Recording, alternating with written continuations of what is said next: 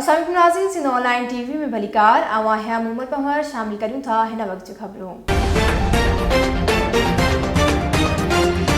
नाज़रीन, सेठार शहर के कारोबारी शख्सियत शहरी अखबार तालिब हुसैन सेतो प्रेस क्लब हिंगोर से पहुंची एहतजाज कंदे दाहिन जी चयो आहे त ॻोठ जे बासर वडेरनि असांजे ज़ाती प्लाट ते कब्ज़ो कयो हो, जंहिंजा केतिरा ई फैसला थी चुका आहिनि। अॻूणे MNA राणीपुर पीर अब्दुल कादिर शाह जिलानी जे सरपंची में पिणु प्लाट जो फैसलो थी चुको आहे, जेको असांजे हक़ में आयो हो। उन बावजूद बासर वडेरा मुंहिंजे भाइरनि मथां कूड़ा केस दाख़िल करे रहिया आहिनि, जेके पिणु कोर्टनि में कूड़ा साबित थिया आहिनि। सिंध ऑनलाइन टीवी जी रिपोर्टर अज़ीज़ मेमण मूजिब हुन वधीक चयो त हद जे हिंगोर जा पुलिस बि वडेरनि सां बट बणियल आहे।